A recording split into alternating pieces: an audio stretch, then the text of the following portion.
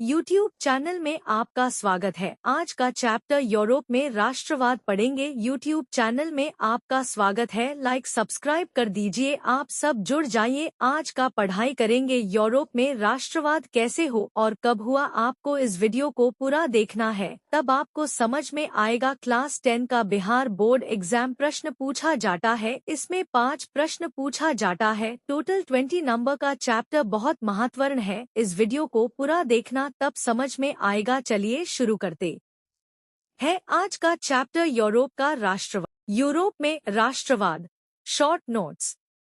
अध्याय 1। यूरोप में राष्ट्रवाद आधुनिक युग की एक महत्वपूर्ण विचारधारा थी।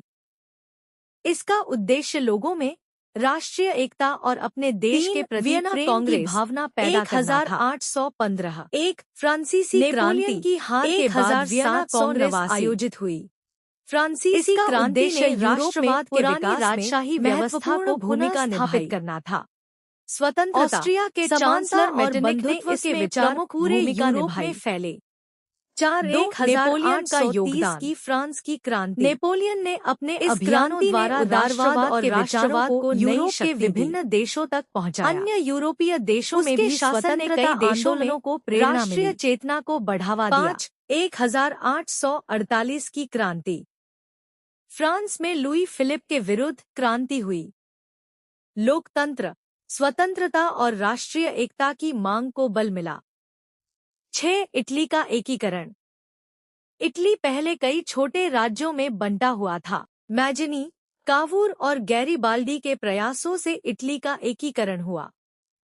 निष्कर्ष, यूरोप में राष्ट्रवाद ने राजनीतिक और सामाजिक परिवर्तन लाए। इसके प्रभाव से इटली और जर्मनी जैसे राष्ट्रों का एकीकरण हुआ तथा आधुनिक राष्ट्र राज्यों का विकास हुआ। फ्रांसीसी क्रांति ने राष्ट्रवाद के विकास में योगदान। फ्रांसीसी क्रांति 1789 ने यूरोप में राष्ट्रवाद के विकास में महत्वपूर्ण भूमिका निभाई। इस क्रांति ने स्वतंत्रता, समानता और बंधुत्व के विचारों का प्रचार किया। इससे जनता में राष्ट्रीय चेतना जागृत हुई और लोगों ने अपने राष्ट्र के प्रति प्रेम तथा एकता की भावना विकसित की। फ्रांसीसी क्रांति के प्रभाव से यूरोप के अनेक देशों में राष्ट्रवादी आंदोलनों की शुरुआत हुई और आधुनिक राष्ट्रवाद को बढ़ावा मिला। संक्षेप में, 1789 में फ्रांसीसी क्रांति हुई। स्वतंत्रता, समानता और बंधुत्व का संदेश दिया। राष्ट्रीय चेतना का विकास हुआ। यूरोप में राष्ट्रवाद को बढ़ावा मिला। कई देशों में स्वतंत्रता और एकीकरण आंदोलन शुरू हुए। यूरोप में राष्ट्रवाद अतिरिक्त महत्वपूर्ण बातें।